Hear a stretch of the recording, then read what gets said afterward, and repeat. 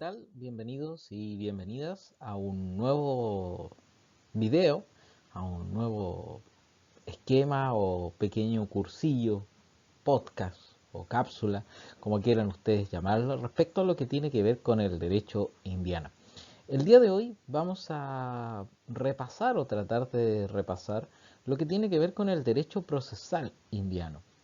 Y si bien es una materia agria, una materia muy difícil de tratar, un poco árida, nosotros seguiremos parte de lo que es el manual del profesor Antonio Doñac, este manual que yo creo que para muchos que estudian historia del derecho lo han de conocer, pero lo trataremos de simplificar de una manera eh, bastante potente. Trataremos de simplificar lo más que se pueda este manual y para eso dividiremos esta presentación, son 21 diapositivas, esta presentación en dos partes. La primera referida a lo que es el derecho procesal orgánico y en realidad lo que veremos será un tribunal en específico que es el Tribunal de la Real Audiencia.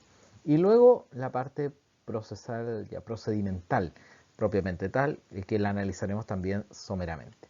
Partamos inmediatamente entonces con lo que tiene que ver con esta parte 1, este derecho procesal orgánico, y lo que tiene que ver con la Real Audiencia. ¿Qué tenemos nosotros? Bueno, la Real Audiencia va a ser el principal organismo jurisdiccional o el principal tribunal y el de mayor jerarquía que pueda existir en el continente americano.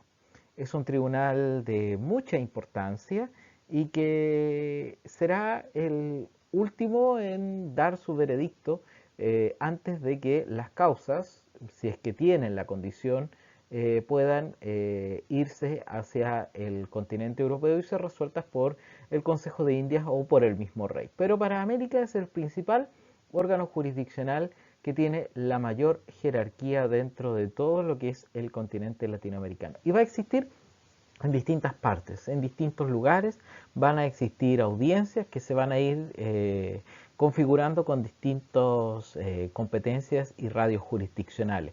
Existirá una en Chile, existirá una en Perú, existirá una en Charcas, una en Buenos Aires, etcétera, etcétera. Su origen se remonta al derecho castellano, ya existían en Europa estas reales audiencias, pero en América logran tener un tinte distinto a las que existían en Europa. Estas reales audiencias aquí en América tienen también funciones entre tantas, porque tienen varias funciones jurisdiccionales, administrativas, que también las tenían en el continente europeo, aquí tienen funciones políticas también. ¿Y por qué tienen esas funciones? Bueno, una de las características del derecho indiano es que es asimilable al hispano y que también regula o crea instituciones muy parecidas al derecho hispano o al derecho europeo, pero que tienen características distintas. Se crean instituciones iguales o parecidas a las que existen en Europa, pero les dan otras características. ¿Bajo qué premisa? Bajo la premisa de que estamos en América, un continente lejos de Europa y que no tiene la presencia del rey y que por ende necesita tener otras facultades los organismos que se van creando. La primera audiencia, la primera Real Audiencia, fue creada en Santo Domingo en el año 1511 y fue considerada un tribunal prácticamente de apelación, o sea, un tribunal de segunda instancia. Su función específica era frenar los abusos que estaba cometiendo Diego Colón en la zona caribeña, o sea, proteger al indígena. Hay un hilo conductor dentro de lo que es las instituciones de la época indiana y eso tiene que ver con la protección del indígena. También en Nueva España en el 1528 se crea otra Real Audiencia y también tiene como tiene como objetivo, frenar las ambiciones de Hernán Cortés, también dentro de lo que son los abusos a los eh, indígenas. Así que en un primer momento se crean estos máximos tribunales de América como una forma de frenar este abuso de los conquistadores para con los indígenas existentes en América. Así nosotros vamos a descubrir, luego de esa génesis bastante sucinta de lo que es la Real Audiencia, nosotros vamos a encontrar que estas reales audiencias que se van estableciendo van a tener diversas clasificaciones. Dependiendo de quién va a presidir o dónde va a estar ubicada esa Real Audiencia. Vamos a tener reales audiencias virreinales que van a ser presididas por el virrey, es el caso de la audiencia del Perú, audiencias pretoriales que van a ser dirigidas por un presidente o un gobernador, el caso de Chile, y las audiencias subordinadas que están a cargo de un presidente letrado, pero que le piden el parecer al virrey. En este caso tenemos la audiencia de Charcas. Territorio de Charcas, actualmente territorio de la República Plurinacional de Bolivia. Son estas tres clasificaciones que, si ustedes se fijan, tienen que ver con quién es el que va a presidir esa institución jurisdiccional. Virreinales va a estar el virrey, pretoriales va a haber un presidente o gobernador, subordinadas un presidente letrado que le va a tener que pedir el parecer al virrey. En el caso chileno, nosotros tenemos que nuestra Real Audiencia se creó primeramente con sede en Concepción en el año 1563 y funcionó solamente 10 años ahí. Luego, obviamente, después de las distintas oleadas de los pueblos araucanos en contra de las posesiones y los territorios de los españoles asentados ahí, la Real Audiencia tuvo que cerrar sus puertas y ser suprimida. Va a estar suprimida casi 30 años, ya que el 22 de abril de 1605 es cuando se vuelve a establecer en Santiago, comenzando sus funciones 4 años después, cuando se dicta su reglamento, y se establece en el lado norte de la Plaza Mayor o la Plaza de Armas, en el edificio donde actualmente se ubica el Museo de Historia Nacional. Allí funcionará el Palacio de la Real Audiencia hasta 1811, cuando en los albores de este proceso independentista del siglo XIX se cree el Supremo Tribunal Judiciario o Tribunal Supremo Judiciario, como se estableció en la carta, una especie de carta constitucional de aquel tiempo, pero que tribunal que va a tener muy corta vida, ya que a los 3 años después las tropas españolas logran apoderarse nuevamente de la Capitanía General de Chile, restaurándose en 1814 y suprimiéndose definitivamente en 1817 por el Supremo Tribunal o la Corte Suprema de Justicia y las Cortes de Apelaciones que se establecen ya en la Constitución de 1818. Esta Real Audiencia en Chile va a tener horarios bien especiales de trabajo. En el verano va a sesionar de 7 a 10 de la mañana, en invierno desde las 8 hasta las 11 de la mañana, va a sesionar un poco más tarde, hace más frío, hay que levantarse más tarde, y los acuerdos van a ser los lunes y jueves a las 3 de la tarde en invierno y a las 4 de la tarde en el verano. Así se trabajaba en la Real Audiencia, por lo menos en el caso de lo que es aquí en Chile. Y este es un plano que simplemente lo pongo para ilustrar respecto a cómo estaba la Real Audiencia establecida en Chile. Ustedes a mano izquierda, no se ven los numeritos, etcétera, pero yo les voy a explicar. Hacia el lado izquierdo y derecho, en la parte de abajo, que es la entrada, el frontis, todo eso era la parte jurisdiccional.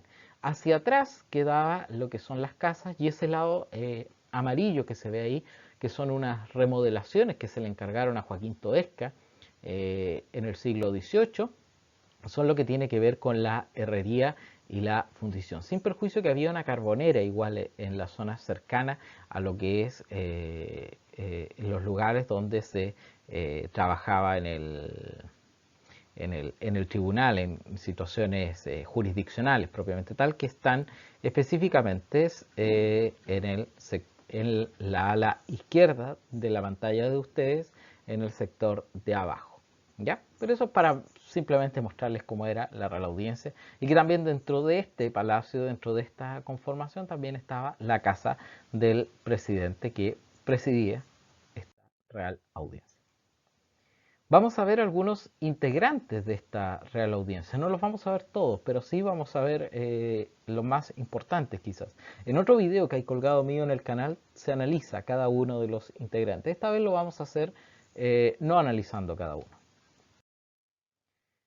¿Qué vamos a tener nosotros? Nosotros tenemos autoridades jurisdiccionales y auxiliares de la Administración de Justicia. Como autoridades jurisdiccionales tenemos a los oidores, los alcaldes del crimen y el fiscal.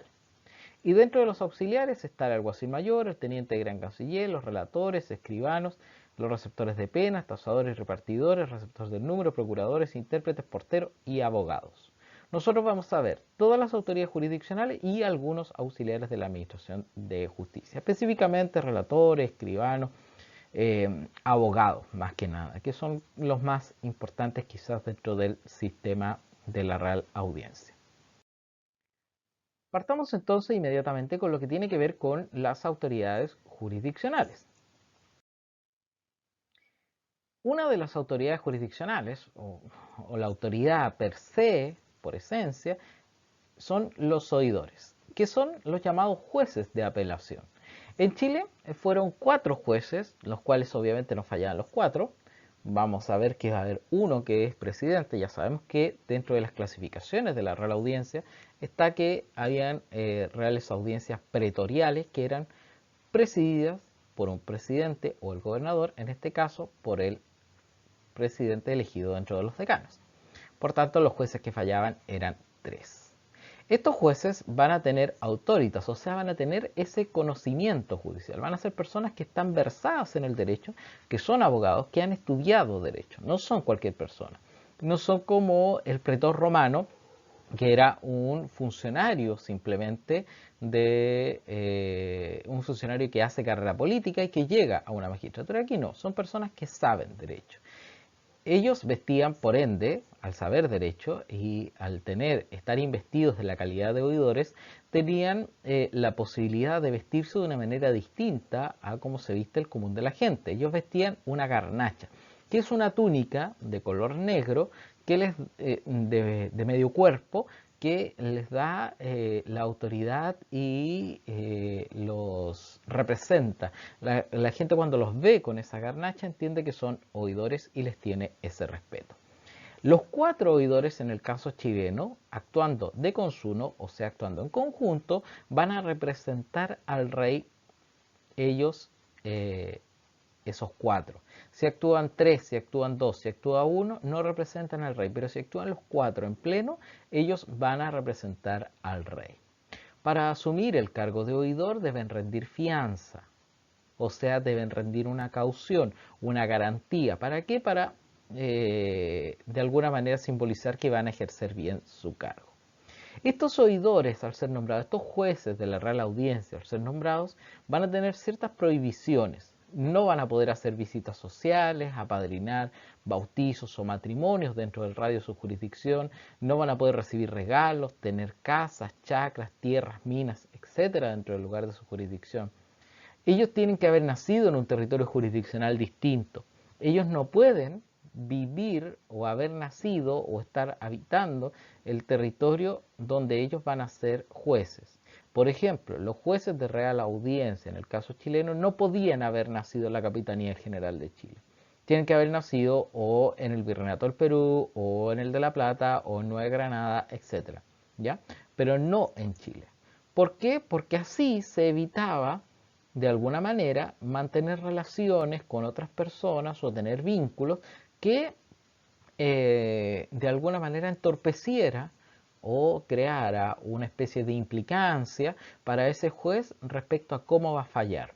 ¿Ya? Para evitar esa imparcialidad se creó esa norma de que no podía haber nacido en el territorio donde va a ejercer justicia. Tampoco podía alojar abogados, relatores o escribanos, dar dinero a censo. El censo es una especie de préstamo que se paga anualmente.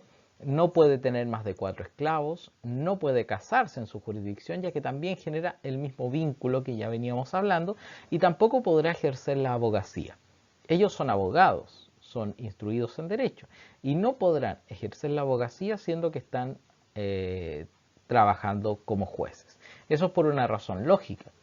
Los abogados no podemos estar litigando cuando somos a la vez jueces, ya que nos podemos pillar con causas que nosotros mismos deberíamos resolver, y eso no es ético ni tampoco garantiza la imparcialidad del cargo jurisdiccional que se nos esté otorgando. Dentro de estos oidores se va a nombrar a un presidente, que según el tipo de audiencia va a ser el virrey, el gobernador o el oidor decano. ¿A qué se refiere con el oidor decano? Se refiere al oidor de mayor edad que exista. En el caso chileno, dentro de los 4, el que tenga mayor edad va a ser presidente de ellos. Y este presidente no va a estar fallando las causas en las salas de la Real Audiencia. Al contrario, él va a tener facultades administrativas, también algunas facultades judiciales, pero la mayoría son administrativas. Va a confeccionar las tablas, o sea, qué causas se van a ver, va a distribuir esas causas en las distintas salas de la Real Audiencia, va a nombrar a los abogados integrantes, va a hacer las visitas de cárcel, que son obligaciones que tienen los jueces incluso hasta el día de hoy en Chile, que tienen competencia penal, de visitar las cárceles y ver el estado de los reos. Presenciar el acuerdo, y si eran letrados, en este caso, como lo estamos viendo, sí son letrados porque estamos en Chile, ellos van a poder votar dentro de los acuerdos. Ellos vivían, el presidente, el que es nombrado presidente, vivía en la casa de la Real Audiencia, donde a la vez se guardaba el sello real, el registro y el archivo. En esa casa también, o sea, en la Real Audiencia, junto con la casa, estaba la cárcel donde vivía el alcaide y estaba también la fundición real, que ya les mostré más o menos el esquema donde estaba ahí. En el año 1776, las funciones del presidente van a ser cambiadas por un funcionario especial que va a ser llamado el regente. Este funcionario llamado regente se va a encargar de las funciones administrativas, o sea, de confeccionar las tablas, de distribuir las salas, de hacer las visitas, etcétera, para alivianarle esa carga a el oidor que era nombrado presidente y de así también ayudar a que ese personaje no quede fuera de la labor jurisdiccional, sino que también fuera parte del proceso de la Real Audiencia. Otro personaje que tiene la Real Audiencia, pero no en todas, sino que solamente en las audiencias virreinales, como es el caso del Perú, es el alcalde del crimen. Este alcalde del crimen, en las audiencias virreinales, va a administrar justicia en asuntos penales dentro de la ciudad de su asiento y radio jurisdiccional. O sea, en el caso de Perú, por ejemplo, en la Real Audiencia de Lima, va a existir un alcalde del crimen de Lima y va a ejercer justicia, o sea, va a ser el juez, en asuntos penales que pueda conocer. Para identificar a este personaje, la gente lo verá como una persona bien vestida, pero que va a llevar una vara. Esa vara de mando le da el grado de alcalde del crimen, ¿ya? Y les repito que solamente va a existir en las audiencias virreinales. En el caso Perú, por ejemplo, en el caso chileno no va a existir en la audiencia de Charcas tampoco. El fiscal. Este personaje sí está dentro de la audiencia chilena. ¿Y este personaje qué le interesa? A este personaje le interesa velar por los intereses comunes, o sea, le interesa velar por el bien común y por los intereses de la corona, perdón. Sobre todo en asuntos que tengan que ver con impuestos y bienes económicos de la corona, o sea, con tributos, especialmente Real Hacienda y el Real Patronato Indiano. Este personaje debía asistir a las audiencias matutinas por 3 horas, no importando la materia que se tratara. Independiente de que él estaba pendiente de las materias que eran asuntos fiscales de tributo, tributarios, él igualmente debía estar en las audiencias matutinas por 3 horas. En Chile va a existir un fiscal civil y un criminal diferenciados en 1776, casi más o menos la misma fecha en que empieza a existir la figura del regente en el caso de los oidores. Estos personajes, los fiscales, que estaban interesados en defender al fisco, defender al Estado, defender al rey en asuntos de interés tributario, van a integrar las salas que correspondan en caso de ausencia de los oidores y van a ejercer la protección de los naturales, de los indígenas, cuando no existía un protector de indios que los pudiera defender en alguna causa, ¿ya? El fiscal, junto con encargarse de las cosas que tienen que ver con tributos, con impuestos, también va a defender a los indígenas cuando estos no tuvieran un protector de indios asociados, ¿ya? Son las 3 autoridades jurisdiccionales que yo les puedo contar respecto a la Real Audiencia, de forma ultra sintética. Los oidores, con el agregado de que uno de ellos es presidente, el alcalde del crimen, que existirá solamente en las audiencias virreinales, y el fiscal que ve los asuntos, está para ver los asuntos básicamente o generalmente de índole tributario, sin perjuicio que también representará a los indígenas cuando no exista un protector de indios designado. Ahora nos corresponde ver lo que tiene que ver con los auxiliares de la Administración de Justicia, o sea, las otras personas que no ejercen jurisdicción, que no fallan, sino que ayudan a que se haga esa labor jurisdiccional. Vamos a ver a los relatores. Los relatores son funcionarios que hasta el día de hoy, por lo menos en Chile, existen en las Cortes de Apelaciones y en la excelentísima Corte Suprema. Y tienen la misma función que tenían en tiempos de la Real Audiencia. Su función es informar a los jueces, a los oidores, a la audiencia, de los asuntos sometidos a su conocimiento. ¿Qué hacen estos personajes? Se distribuye, el oidor presidente distribuye la tabla, las causas que se van a ver, las salas, en qué lugar se va a ver X causa, y los jueces, para interiorizarse respecto de qué se trata esa causa, van a tener a estos auxiliares, que son los relatores. Los relatores se leen toda la causa, se leen el expediente, estamos hablando de expedientes escritos, a mano, se leen este expediente y lo resumen, le dan una visión, una apreciación sintética a los jueces respecto a lo que se va a ver ese día. O sea, le pueden decir, por ejemplo, en el día de hoy se va a ver la causa en la cual el indio Catquitipay le vende por 4 varas de paño azul las tierras al presbítero Julián de Landa. Se va a ver un juicio respecto a si la cuantía o al monto de esa venta es ajustado o no a su debido precio. Ya van a contar más o menos la historia a los jueces. Estos relatores son letrados, o sea, son abogados, saben de derecho. Y en el caso de las sentencias interlocutorias, aquellas que fallan un incidente o crean derechos permanentes, la relación va a ser verbal. En el caso de la sentencia definitiva, ellos van a entregar un resumen escrito, salvo que la cuantía sea menor a 200 pesos. Si la cuantía es menor a 200 pesos, harán esa relación, ese síntesis, ese resumen a los jueces de manera oral. ¿Ya? Estos personajes obviamente hay que pagarlos, y estos se van a pagar por mitades entre las partes una vez que termine el juicio. Cuando se les condena o no en costas, se les va a decir ya, deben por concepto de relatores tanto dinero, tanto demandante como demandado. ¿Ya? Otro funcionario importantísimo dentro de lo que son los auxiliares de la Administración de Justicia en tiempos de la Real Audiencia son los escribanos de cámara. ¿Qué hacen estos personajes? Escriben el expediente. Estos personajes son los que escriben todo lo que sucede en ese expediente.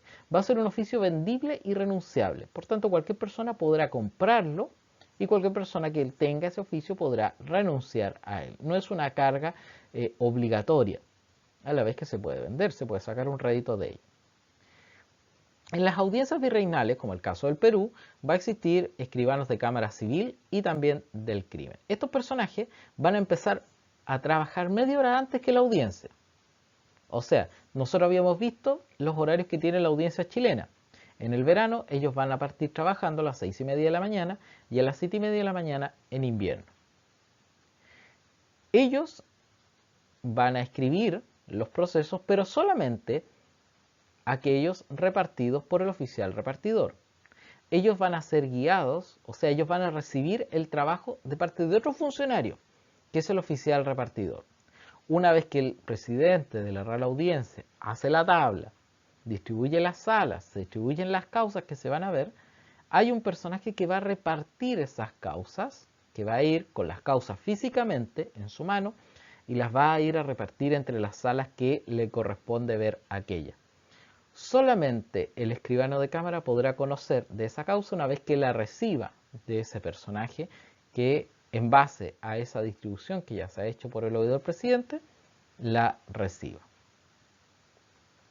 A este personaje, este escribano de cámara, se le van a entregar por parte de los abogados los escritos y los interrogatorios y todo documento que sea necesario incorporar al juicio. Él va a recibir todo eso. ¿Por qué? Porque él lo va a incorporar al expediente. Él lo va a coser al expediente y él lo va a escribir. Él también va a tomar la declaración de los testigos y de una forma que hasta el día de hoy, por lo menos en el caso chileno, en el derecho procesal civil, todavía existe ese orden. Se parte primero por las tachas, o sea, por las formulaciones de que aquel testigo está involucrado o tiene implicancias en el juicio o con la parte que lo presenta. Primero va a pedir que se interrogue respecto a las preguntas de tacha y luego a las preguntas propiamente tal del caso. Una vez que el proceso se termina y que este personaje ha escrito todo lo que ha sucedido en el proceso y llega a la fase de sentencia, él va a entregar el texto, el expediente, cosido y encuadernado al relator en un espacio de 3 días desde que el proceso se termina, se rinden todas las pruebas, se acaba todo y solamente falta la sentencia. Bueno, él tiene 3 días desde ese minuto para entregárselo al relator y para que el relator se lo entregue a los oidores. Este personaje, una vez que se le entrega este expediente terminado a los relatores, en ese lapso de 3 días, va a recibir de vuelta ese expediente, pero con la sentencia, y él va a tener que escribirla. Junto también va a tener que haber escrito durante todo el proceso las notificaciones. A este personaje los abogados le van a pedir las copias de las cosas, porque él lleva el expediente, él lo conoce, él lo escribe, por tanto él puede generar las copias, lo que va a significar que este caballero copie de su puño y letra lo que está ya escrito por él, ¿ya? Para eso va a cobrar una cantidad de dinero, por eso se dice cobra derechos. Pero esos derechos deben ser en dinero. Él no va a poder recibir comida u otros emolumentos, regalos o lo que ustedes quieran por hacer las copias. Él necesita que se le pague en dinero, no en comida, ¿ya? En el caso de que los litigantes sean indígenas o sean pobres, ellos no van a tener que pagarle a este personaje, ya que ellos gozan del beneficio de pobreza. Por tanto, no tienen que pagar las copias que el escribano de cámara les tenga que cobrar en algún minuto. Otro funcionario auxiliar de la Administración de Justicia importantísimo es el abogado o los abogados. No hay abogadas, sino que son solamente varones en ese tiempo. Y van a ser los principales auxiliares de la Administración de Justicia. Ellos rendían su examen para ser abogados ante la Real Audiencia y debían matricularse en la Real Audiencia en la cual ellos iban a trabajar. Por ejemplo, podía dar mi examen de Derecho una vez que yo terminé mi grado de bachiller en leyes, etcétera, en alguna universidad de América. Yo puedo ir y dar mi examen en la Real Audiencia de Lima. Y ahí voy a matricularme. Cuando yo me matriculo, yo quedo dentro de la lista de los abogados que puede litigar, que puede llevar juicios en el radio jurisdiccional de esa audiencia. O sea, yo podría llevar juicios en Lima, en Perú, por ejemplo. También en la audiencia, en la Real Audiencia, perdón, él va a tener que jurar no colaborar en causas injustas. Más o menos el mismo juramento que, por lo menos en Chile, existe, que se hace en la Corte Suprema de Justicia. Y ahí un punto y un paréntesis. Parece que ahí vemos los resabios, tal como opina el juez Daniel Urrutia, aquí en Chile, que la Real Audiencia parece ser un resabio o la continuadora legítima y sin solución de continuidad, así que inmediatamente la continuadora de lo que es este Tribunal de Real Audiencia indiano y que tiene su fuente en el derecho castellano, que tiene su fuente en la Edad Media. Y así vemos cómo el sistema chileno parece que está anclado dentro de una especie de Edad Media. Pero bueno, volvamos a lo que tiene que ver con nuestro derecho indiano y este personaje que es el abogado. En el caso de los bachilleres, o sea, quienes no han jurado todavía, Estos no podrán sentarse junto a doctores y licenciados. Existe una diferencia entre quien no ha jurado y respecto a quienes ya juraron. ¿Ya? Es una diferencia que los marca, les hace decir tú eres distinto a mí. Es una diferencia que, vuelvo a poner un paréntesis, hasta el día de hoy todavía existe, por lo menos aquí en Chile. Tenían la obligación de indemnizar a su cliente si es que se le causaba daño por su culpa. O sea, si el abogado era negligente, debía indemnizar al cliente por todas las pérdidas que esta negligencia le generase. La remuneración del abogado debía establecerse antes de iniciar el juicio y no consistir en parte de la cosa litigiosa ni obtener parte de la ganancia o resultado del juicio. O sea, no se puede hacer un convenio con el cliente y decir, usted me paga, cuando le den la indemnización, me paga el 10% de esa indemnización. No, debía cobrarse una cantidad.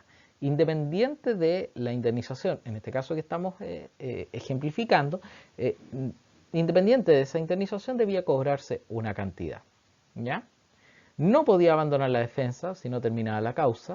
O sea, una vez que asume el patrocinio de su cliente, no lo puede abandonar. Debe mantener el secreto profesional que en ese tiempo se vinculaba o se hacía el parangón con el secreto confesional prácticamente. No puede hablar sin autorización ante estrados, o sea, no puede llegar y presentarse en el tribunal y decir cualquier cosa. Primero debe pedir la venia para hablar o el permiso para hablar respecto a los oidores de la Real Audiencia. Debe entregar a tiempo los interrogatorios a los receptores, pudiendo ser multado. O sea, todas las cosas debe entregarlas a tiempo. Si no la entrega a tiempo, va a tener una multa que va a tener que asumir el abogado. En el caso actual, por lo menos en Chile, eso no existe, sino que si no se entregan a tiempo las cosas, los plazos precluyen y en realidad el afectado es el propio cliente. Existían también dentro de ese tiempo, en la época indiana, abogados de pobres que se pagaban con las penas de cámara y gastos de justicia. Existía una protección para el desamparado, para el indígena y para el desamparado. Ambos no pagaban los honorarios que el letrado podía tener. Y estos se pagaban con las penas de cámara y los gastos de justicia, o sea, con lo que el tribunal podía recolectar dentro de sus diversos juicios por medio de las costas. Interesante, ¿no?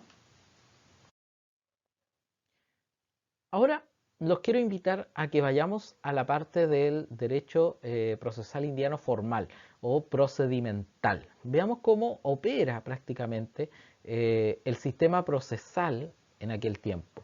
Yo les advierto nuevamente de que esto es una síntesis eh, muy básica dentro de lo que es el derecho procesal indiano. Mayores detalles ustedes pueden consultar en el manual de Antonio Doñac en sus diversas versiones, la primera o la segunda que está en la Biblioteca de Ciencias Jurídicas de la Universidad Nacional de México, de libre descarga, y otros textos que puedan existir. Pero esto es un resumen muy resumido de lo que es el derecho procesal indiano. Vamos con el derecho procesal formal. ¿Cuál es vamos a ver nosotros el procedimiento ordinario, o sea, la forma en que se lleva adelante una reclamación judicial de manera general.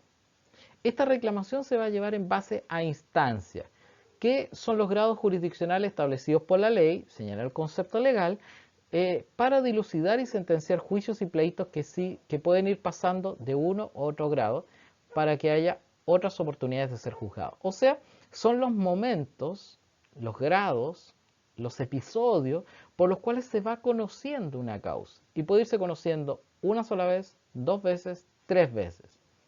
En este caso, en el caso indiano, vamos a tener tres instancias. Las causas se podrán conocer y debatir completamente en sus hechos, forma y fondo, tres veces. Van a haber tres instancias. Los tribunales ordinarios, en el caso chileno, van a ser generales. Pero también van a haber tribunales especiales que van a tener funciones específicas, como los juzgados de difuntos, de bienes de difuntos, o los juzgados de guerra, que no vamos a ver en esta ocasión, ya que si no estaríamos hablando eternamente y ya llevamos bastante tiempo hablando de algo súper sintético que estamos tratando de hacer.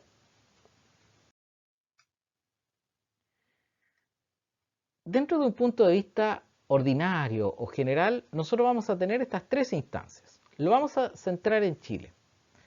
En Chile vamos a tener en primera instancia a los gobernadores, corregidores, alcaldes, alguaciles o subdelegados. A ellos primero nos dirigiremos cuando tengamos un problema, ¿ya? Estos personajes se encuentran en Chile. El alcalde está en el cabildo, va a ser quien preside el cabildo. El corregidor va a mantener una unidad más grande, casi como una provincia. El gobernador, toda la capitanía, etc.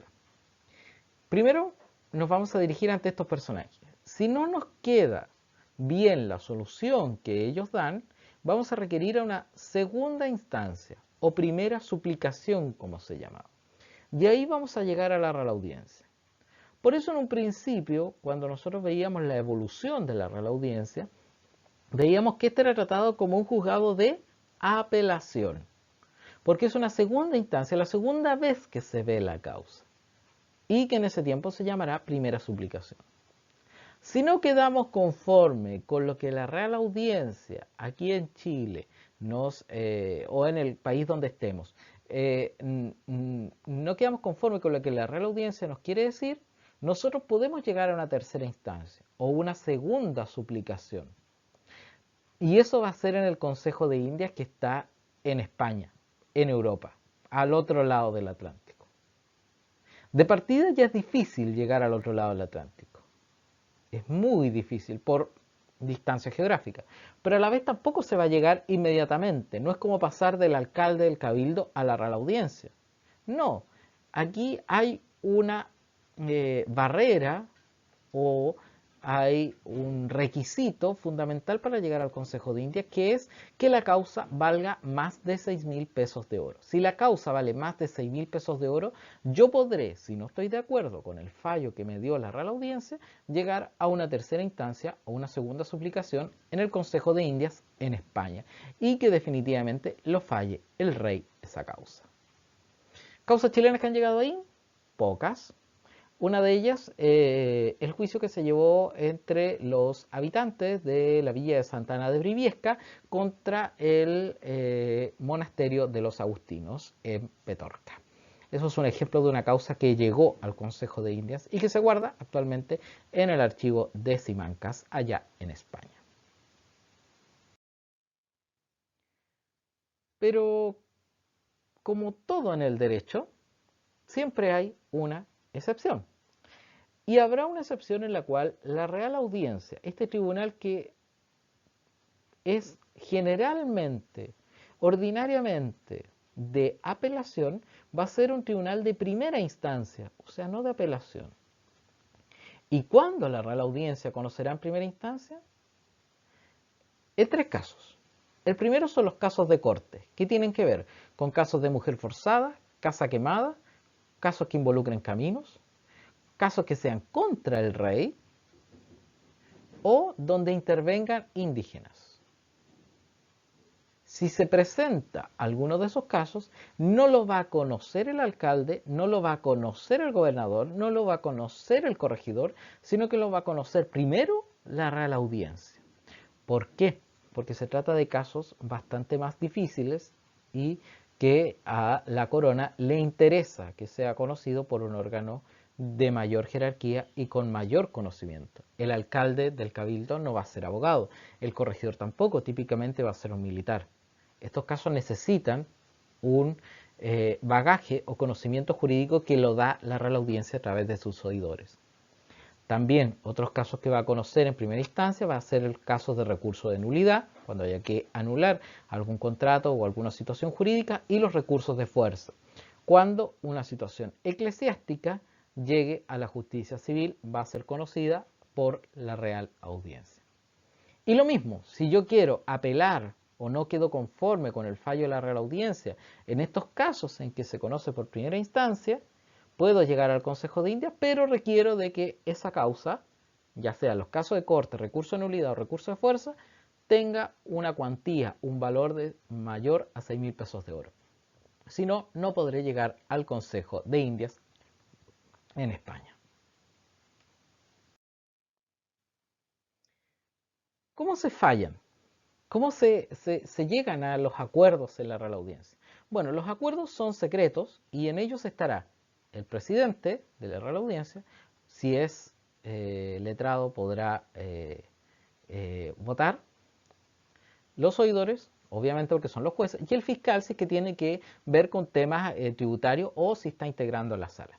¿Cómo vota? Primero vota el oidor de mayor edad y luego los de menor edad. También votará el presidente, como les decía, si es que este es letrado o si es abogado. Los juicios se van a fallar en orden de conclusión, o sea, el primero que se termina, ese se falla y así sucesivamente, prefiriendo los que tienen causas o los que tienen que ver con privilegios de pobreza. O sea, alguien actúa con privilegio de pobreza, se va a fallar primero ese caso, independiente que haya sido fallado después de otro que estaba listo para llegar a un acuerdo. Y bueno, eso era lo que yo quería plantearles el día de hoy. Como les dije, es un resumen muy esquemático, muy sistematizado de lo que es el derecho procesal indiano. Hay mucho más que decir. Les recomiendo, si es que quieren seguir metiéndose en esto, hay otro video en el cual yo analizo cada uno de los personajes de la Real Audiencia. Hay otro en que analizo el proceso respecto a una película, a un documental Tupac Amaru, que si bien me han hecho la salvedad, y lo entiendo, y también lo entendí así cuando lo hice, no es que Tupac Amaru haya sufrido ese procedimiento, es una película, pero es la única forma que tengo pedagógicamente para mostrarles más o menos cómo era un procedimiento en épocas en que no había cámara, no había WhatsApp, no había prensa, no había nada, no había ninguna forma de mostrar cómo era el proceso de Real Audiencia. Espero que el video les haya gustado y los invito a que sigan mi canal, le den me gusta, le den suscribir y me hagan los comentarios para yo poder respondérselos apenas pueda. Muchas gracias.